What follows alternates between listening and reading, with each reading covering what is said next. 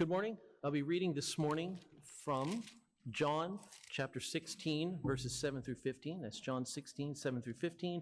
The context here is Jesus promising the Holy Spirit. So again, John 16, 7 through 15. But I tell you the truth, it is for your good that I am going away. Unless I go away, the Counselor will not come to you. But if I go, I will send him to you. When he comes, he will convict the world of guilt in regard to sin and righteousness and judgment. In regard to sin, because men do not believe in me. In regard to righteousness, because I am going to the Father, where you can see me no longer.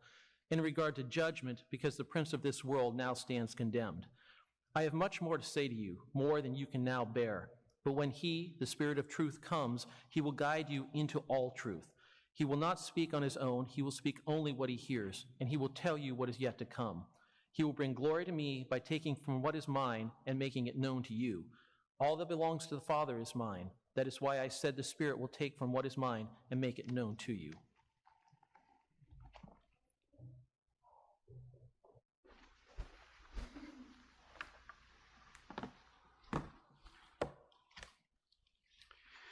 My first preaching job was in Liberty, Missouri, which is a suburb of Kansas City. And we loved the area there, loved the community, I loved the church. And when we were looking at church to begin preaching ministry, they had as their theme that year, evangelism. I thought, well, that's a great theme.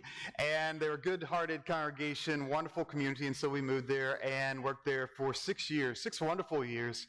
And we saw God do so many things happen, God do so many things during that time, and so many people came to faith. In fact, I can remember being in a Bible class, and I was teaching about how to reach out and everything, and every question I asked, they had an answer in like 3 examples, and so I was like, wow, seemed like they've really gotten this. Well, a great opportunity came up to preach in the Dallas area, and so we decided to take that job in ministry. But I can remember the last Sunday there, and I was crying, they were crying, and we were all just so emotional that day as we thought about leaving each other, and we remembered all the wonderful times that we'd had together. In fact, one year early on, the church had not had a lot of baptisms in recent years, but God was doing some wonderful things. People were coming to faith, and one of the guys there, his name's Randy, he said, if we get 20 baptisms this year, then I'll shave my head. And so I had the honor and privilege of shaving his head, which was fantastic, one of the great moments of my life in ministry.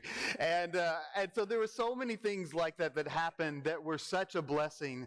And yet, as we left, we had a sense of sadness, and they did as well. Why did he leave? Did he not like it here? Did he want to be closer to family? Was he ready for a new challenge? I miss him. These are the thoughts and questions that people often have when a leader leaves. But in this case, I'm not talking about your wonderful minister here who welcomed me to the area and served you so well and faithfully for so many years. I'm actually talking about Jesus and the thoughts and the questions that the disciples must have had when he ascended into heaven after the resurrection.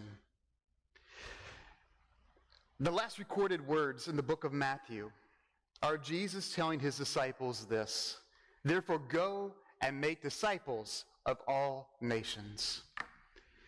This morning is so good to be here with you, and we're so thankful for your love and your friendship and your support. One of the things that goes through any church's mind as they go through transition is, what are the next steps? How are we going to make up for what has been lost, and where is God leading us in the future? And Jesus gives his disciples this great commission, and they must have initially been, I would think, pretty pumped. I mean, Jesus has given them this great charge. Let's go out, make disciples of all nations. He says, I'll be with you, even to the very end of the age. So they're like, okay, let's do this. Let's go out. We'll go across the street. We'll go across the ocean, uptown, downtown, neighborhood, streets, parks, sharing the gospel, and Jesus is going to be right there with us. And then Luke's gospel tells us that Jesus then gets on a cloud and he goes away to heaven. They must have been like, oh, hey, Jesus, what you doing? Going a little hot air balloon ride? Oh, okay, great. 10, 15 minutes? An hour? How long are you going to be? I'll come back the same way that I left. All right, so Jesus is going to come back. And it's clear from later writings in the New Testament that many of the disciples, when he said he's coming soon and all that, they thought maybe within the next few years, certainly within their lifetime, they had no idea that he would be gone so long. And it has now been 2,000 years, more than 2,000 years since Jesus has left. And so the question is, why did Jesus leave? Why did he leave when there was such important work to be done? Well, Jesus actually does give us at least a partial why. In John chapter 16, he tells the disciples, because he's been preluding, he's been telling them, look, I'm not going to retire, but I'm going to be moving on for a while. He's been telling them this, this is going to happen. He's been preparing them that he's not going to be with them forever. And he actually says to them, it is for your good that I am going away. It is for your good that I am going away. Now, really? I mean, try that in any other relationship. Try telling your wife and your kids, it's for your good that I'm going away. And then also try giving them like a task, a big, we want you to clean up this house and every house on the street. And by the way, every house on the entire world. And I'm going away, but I'm going to be with you in spirit. I tell you what my wife would say, I'd rather have you here in person, How could this be a good thing? Jesus said it must be true, but how? How is that?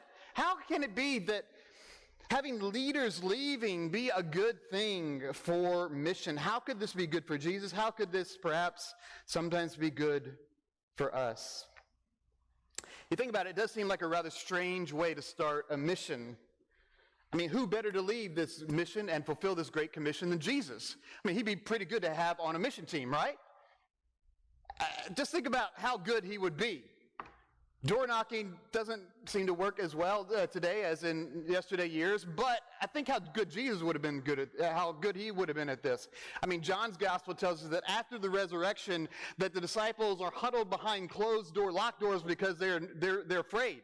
And Jesus just suddenly appears behind those locked doors. So, I mean, Jesus is on a door knocking campaign. He goes, he knocks on the door, they don't answer. Boom, he's right there in their living room, right? I mean, that's a pretty good deal. He would have been pretty good at this. How about, there's people that need to be fed, need to collect food boxes. We don't have to worry about that. We got Jesus. He can, 5,000 right there, just immediately, right? Disaster relief, think about it. There's a hurricane, a tornado, a flood. Hey, we got the guy who can walk on water, right? He's our guy. Let's send him. Jesus would have been so good at this. And if you think about all different aspects of mission, doesn't it seem like it would be better if Jesus were there and he were a part of that, doing that? Well, as we think about this question, perhaps we might consider another all-time great, and that is Michael Jordan. Now, there's some kind of supposed debate out there today that maybe LeBron James or someone else is the greatest basketball player of all time. Let me just tell you what I think about that. They're wrong. Okay, Michael Jordan is undoubtedly the greatest basketball player of all time. 10 scoring champions, a 6-time world champion, 2-time three-peat, and also, by the way, not only on the offensive end, but also he was a defensive player of the year, one of the greatest, and I would say the greatest basketball players of all time. And it was asked of Magic Johnson who's the greatest, and he's a pretty good basketball player. He says, there's Michael Jordan, and then there's everyone else. Phil Jackson compared Michael Jordan and Kobe Bryant, and he said, I played with them both. They're both incredible players. And he said what separated Jordan was his leadership on the team, and that he made everyone else better. There are preachers and teachers and evangelists, and then there's Jesus, right? And everyone else. So why did Jesus go away and lead this mission to people like us? Well, think about it. When you got Michael Jordan on your team, and there's a fast break, do you pass it to anyone else? If Jordan goes down and dunks the ball, do you complain afterwards? You know what? I see that you dunked, but I was open. I don't think so. If Jordan was on the team, we'd all probably just be standing around cheering him on, and perhaps that's why Jesus left the disciples after he gave them the Great Commission. He knew that they would always defer to him, rightly so, and it probably wouldn't cause them to grow as much as leaders. And if Jesus were here physically, yes, it would be tremendous. I'd love to see what Jesus would do in a social media age, you know. He'd be like, you know, doing some good deed and taking some selfies and posting on Instagram. Wait, let me get that picture just right as I'm healing this blind. I don't know what he would do. That'd be interesting. I think about how many likes on Instagram he would probably get. But if he were present right now, let's say that he were actually physically in Israel, what would we all do? We'd all be hopping on a flight and heading to Israel, right? But what did Jesus say? Go and make disciples of all nations. And in physical form, Jesus could only do so many things. When he took on that self-limited himself, you know, if you're in physical form, you can only get to so many people. 5,000, yes, but there's 7 billion people in the world today. And so Jesus would ascend up into heaven, and he would send the Spirit to guide the disciples and be with them as they and others would go out to fulfill this mission. And he told his disciples something pretty amazing. And another thing that's a little bit hard to believe, but he says this, so it must be true, right? John 14, he says, very truly, so if you have any questions, doubts, look, this is really so. Very truly, I say to you, whoever believes in me will do the works I have been doing, and they will do, note this, greater things than these, because I am going to the Father. So Jesus says, because I am going to the Father, those who believe in me are going to do what I'm doing, and they're going to do even greater things. Now, can you imagine Michael Jordan saying this? No, he'd probably never say that. He'd be like, none of you guys will ever be as good as me. You know? But Jesus actually said, you're going to do greater things than I am. Again, if you're the disciples, you must be like, what is he saying? The guy who's walking on water, he's saying that we're going to do greater things? How is this possible? Well, if we look in the book of Acts, perhaps we can get a glimpse of this. And so, if you would, open up your Bibles if you have them, or open up your iPhones, iPads if you have a BlackBerry. I'm so sorry. Acts chapter 1, we see that Luke begins and he writes, he says, in my former book, Theophilus, there he's talking about the book of Luke, which is all about Jesus. I wrote about all that Jesus began to do and to teach until the day he was taken up into heaven. So all that incredible ministry of Jesus, he wrote about in the book of Luke. And the rest of the work, he begins to talk about a new chapter in the life of God's people, and that is the Acts of the Apostles. So verse 8, he says, he records that Jesus tells his disciples that they'll receive power when the Holy Spirit comes upon them. You will be my witnesses in Jerusalem and all Judea and Samaria and the ends of the earth. So Luke, or Acts part 1, is all about the Acts of Jesus. And the book of Acts, or Luke part 2, because Luke wrote both of these books, is all about the Acts of the Apostles, or we might even call it the Acts of the Apostles through the work of the Holy Spirit, because the Spirit is at work through all of this. And if we take greater things to mean greater in number or greater in scope in the sharing of the gospel, it perhaps becomes clear what it is that Jesus is talking about when he says that his disciples are going to do greater things than he even will do. And this begins on the day of Pentecost with, of course, the coming of the Spirit, which Jesus says he is going to send. He's going to send the Spirit, and the preaching of Peter. So in the book of Acts, we see that Acts chapter 2, of course, opens up with the preaching of Peter on the day of Pentecost. How many are baptized into Christ then? 3,000, all right? And then we see a little bit further on in Acts, you have Peter and John are going around and healing and preaching and doing all this. And it says, we're given another update, and 5,000 now have come to faith and have come to believe in Christ. And that 5,000 is kind of an important number, right? Because what did Jesus do? He fed 5,000. So we've already reached one of those numbers that Jesus hit in one kind of way, but it's not just people being fed, but it is people coming to faith, being baptized into Christ. So things are going really, really well. They're kind of rocking and rolling. Can you imagine? This place grows to 5,000 Man, that would be incredible, wouldn't it? It would just be amazing. But then what happens? Well, Saul shows up and he starts arresting people.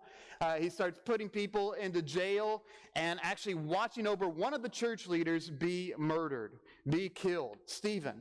So if you can just imagine that happening in the life of the church. Now we read about this morning in Bible class about all those from Ethiopia are going to be killed by the sword. So which is all those in Cush with the Ethiopians. If you can just imagine someone here in this number, I mean, sadly, this would be awful, right? To have one of your church leaders taken out and killed, you must be like, what in the world? Where is God in this? Where's Christ in all of this? And it says in chapter 8 that Saul approved of their killing.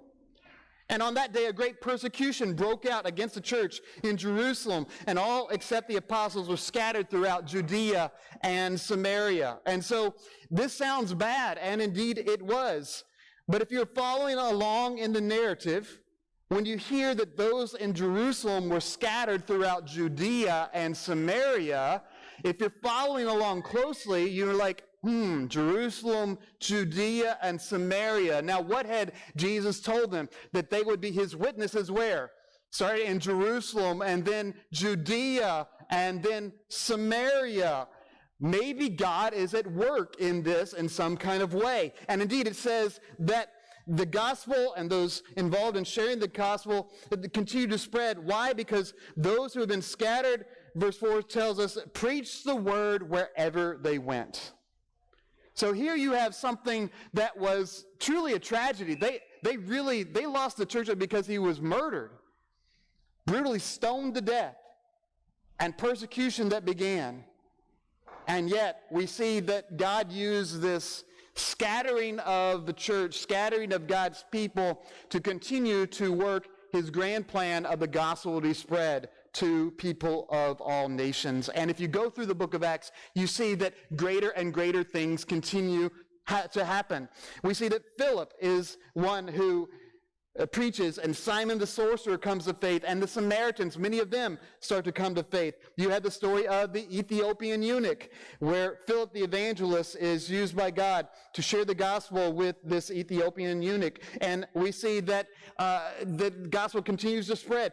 One of the leaders of the opposition, Saul, actually is hit by Christ, blinded by Christ on the road to Damascus, and he becomes a follower of Jesus Christ. So another amazing turning point in the church and in the story of God's people. We see that in Deborah and Lystra, that Paul and Timothy hook up, and they begin to do work in ministry together. We see that Peter goes and preaches to Cornelius and his household, and we see the Gentiles starting to come to faith as well.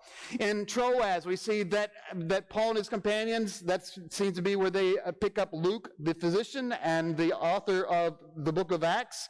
And then we see that Paul and Silas begin a ministry together, and a slave girl is redeemed by God. We see that Lydia, who is a Gentile and a woman, comes to faith through the preaching of Paul. And then we see that Paul goes on and he goes to some of the major cities across the Roman Empire. He goes to Athens, which was the former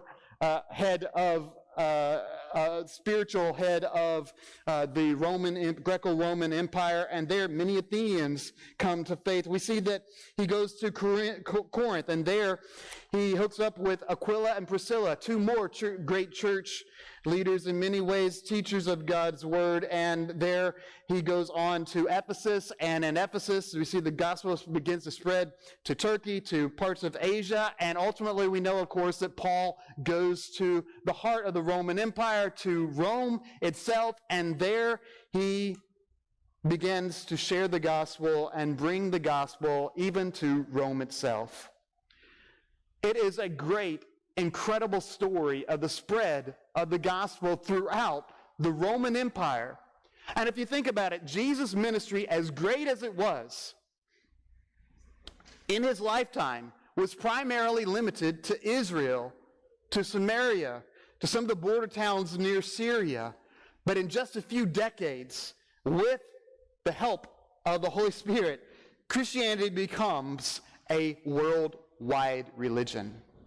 A worldwide religion. Now, Jesus could have I guess, chosen to stay on earth in physical form, played the role of Saul. But still, physically, if he was in that form, he couldn't be everywhere at the same time. The Spirit, though, could. And his leaving left the door open for others to grow, others to be blessed with the opportunity and the privilege of sharing the gospel. Jesus, it seems, was, of course, right. It was good for him to go. They probably couldn't see that right at the time, but years later, they probably did. At the same time, it must have been hard. It must have been hard to see their great, incredible leader, the Son of God himself, leave earth and go to heaven. Many of you know that one of the places that we do a lot of on-the-ground mission work is in Croatia, a place that 10 years ago I could barely find on a map. Well, 10 years ago, there was a very great preacher and evangelist in Croatia named Mladen Jovanovic, and he was one of the most well-known ministers, not only in churches of Christ, but all across Europe and all of the non-Catholic Protestant churches and circles. In fact, if the evening news wanted to get an interview from someone who was not Catholic from a Christian perspective, they would go to Mladen. They would interview him. What are your thoughts? Tell us your commentary. And he was the first minister in our fellowship in the former Yugoslavia. That country, he planted many churches across Croatia, and he was an incredible evangelist. He had a radio ministry that reached thousands of people. But in 2013, he suddenly died at age 68. He had been very vibrant, very much seemingly in good health, but he had a heart attack, and he died and he passed away. Now, no one at that time would have thought that this was a good thing. Certainly not his wife, certainly not his children, not his co-workers or the churches that he planted, all of those that he touched. And having a minister that you know and love and have had served with you for decades is hard, and it may not seem always like a good thing to have them leave. Someone who's preached and taught for years, been with you at funerals, birthday parties, surgeries, who's studied with your family, your friends, has led people to Christ. That is hard. I can remember my very first ministry job, which was working with youth and involvement, and the minister that was there at that time, the preacher, he was very instrumental in me becoming a minister and invited me down to jail to do ministry and all these things. And when he left, I felt a great sense of loss. Sometimes I wonder what would have happened if I had stayed at different places, if I had stayed there, for instance, there in Kansas City. I like to think that probably we would have reached more people together there. But on the other hand, there have been people that have been reached there without me being there. And God has blessed us with the opportunity to go on and minister in other ways. And in Croatia, it must have been so hard to lose Mladen. But it seems that God, of course, was not caught off guard or caught by surprise by this. Perhaps he had someone or something else in mind. And that someone seemed to be a man named Jure Lazar, who was, in fact, a bass clarinet player in the Croatian army. Jure is one that had grown up Catholic, of course, and in that part of the world, and yet he had had a child that died when he was just a few days old, and that, of course, caused him to ask many questions about why this happened and all this. And he had different people minister to him. Let's start talking. He began that ministry to practice and improve his English, and over time he came to faith in Christ, was baptized into Christ. And Jure Lazar was chosen to take over a ministry called Croatia for Christ, which was basically Mladen's ministry that he had started. And when we went in 2017 as a family to Croatia for the very first time, I'd been all across Europe, growing up many different countries, but had never been to Croatia.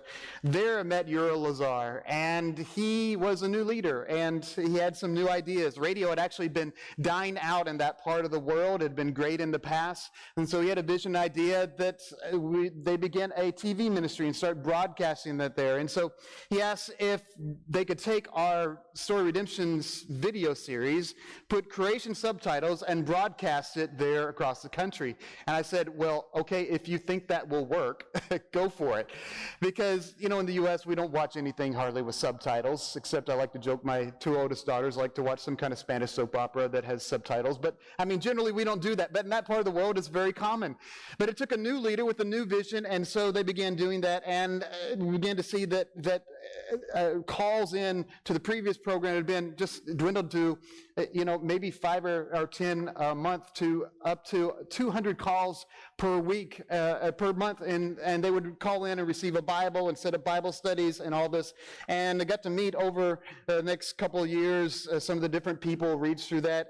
A guy named Anthony who actually grew up in Switzerland, and he drove an hour and a half each Sunday to come and worship, and was baptized into Christ. Ivica, he is one who actually saw our broadcast in the jail, and he was baptized into Christ. And so this was wonderful to see that God opened this new door of ministry. Now, I couldn't have planned to have a broadcast in Croatia. I'm not that smart. I mean, who thinks of that? But this is something that God opened the door to.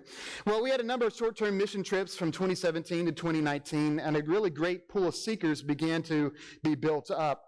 And we began to pray for one of those seekers. Her name was Navinka.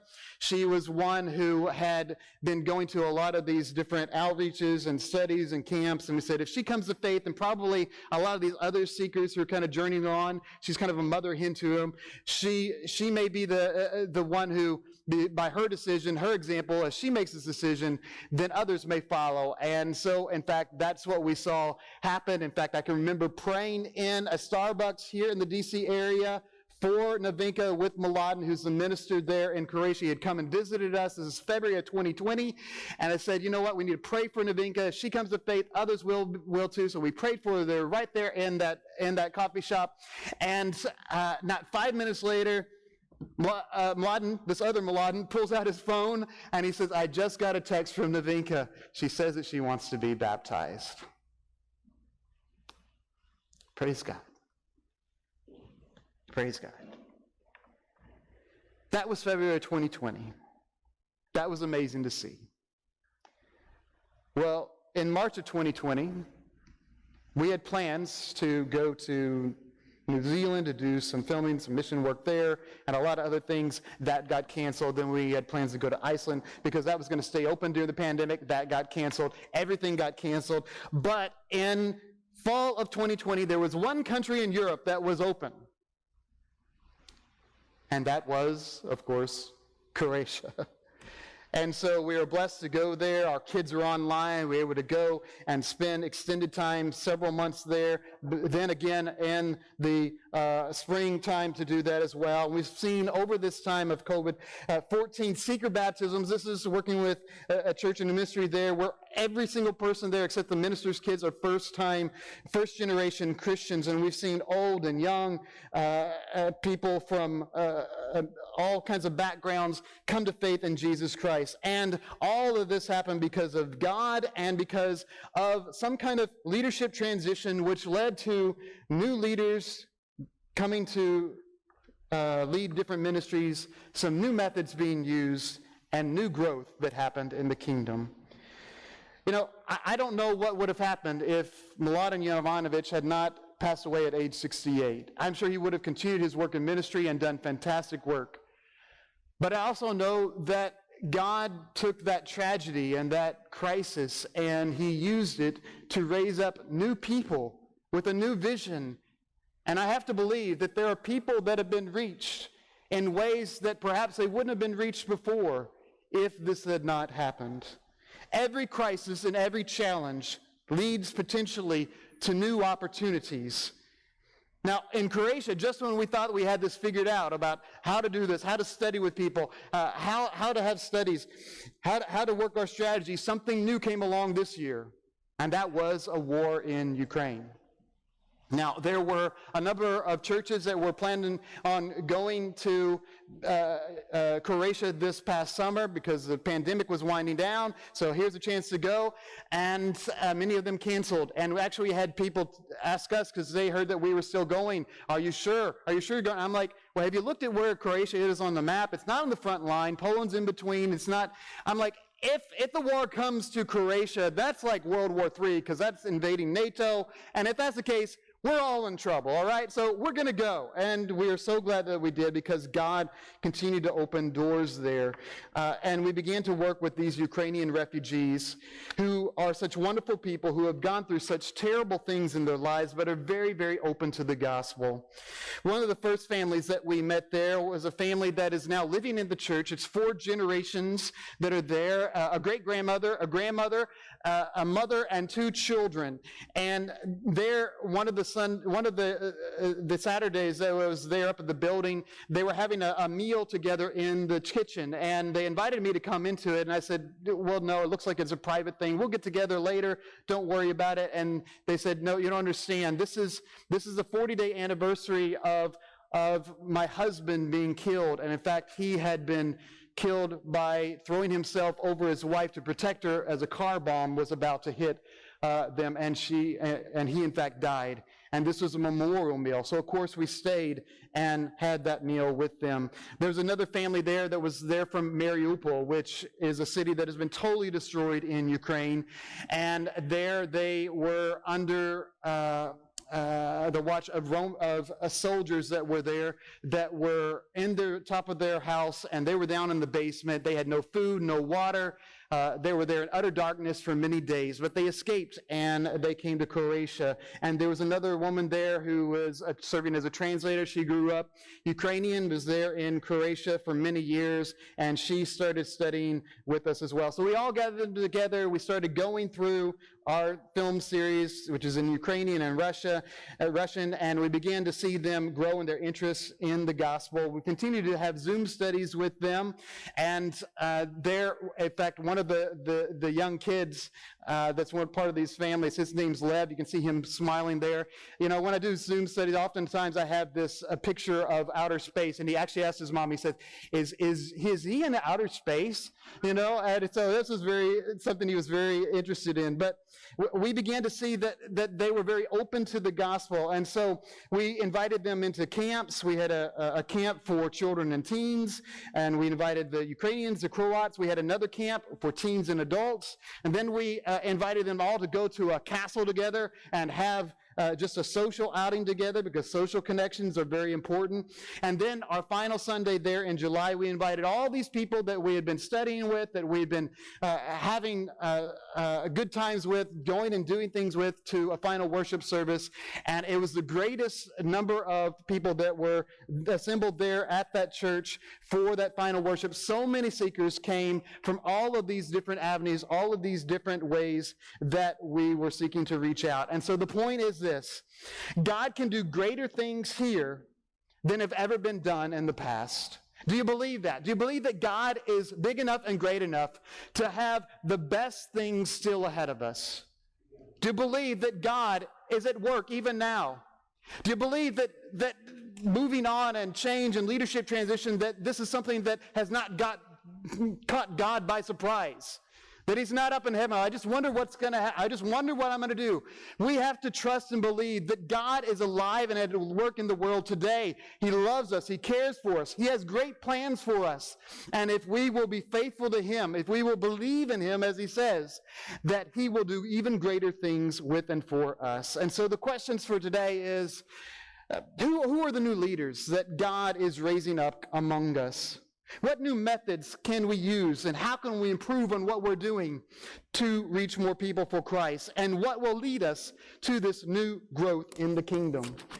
I don't know all those things that are there, but I do know this, that new people have new ideas and have new ways of doing things. Ur came on and he did things differently than Mladen, but that TV ministry opened up all new doors to reach a whole new set of people. And so for us, we have to trust and believe that God loves us, He's with us, and that He will take care of us. And things that we can do today, we can pray, we can get to know our neighbors in our neighborhood, we can be social, attend and host events. We can reach out to refugees, those who are searching, who are lost and lonely. We can study online. Christian Chronicle just did an article about 3 older ladies right here in Virginia that started doing Zoom studies during the pandemic, and people came to faith through that, and some of you have already gotten involved in that. There are things that we can do now, right now, to capitalize on what God is doing in the world and to trust and believe that He can use us for greater things.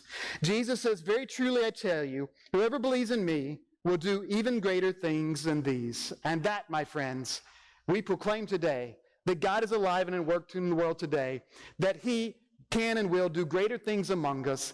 I'm excited about what God is doing here, what He's going to do in the future, what together hopefully we can do as we seek to discern God's will and share Christ with others around us. May God bless us and all in this journey of faith. If there's any need that you have, the elders, the leaders here are ready to receive you and hear your prayers. May God bless us all as we seek to follow Christ. Thank you.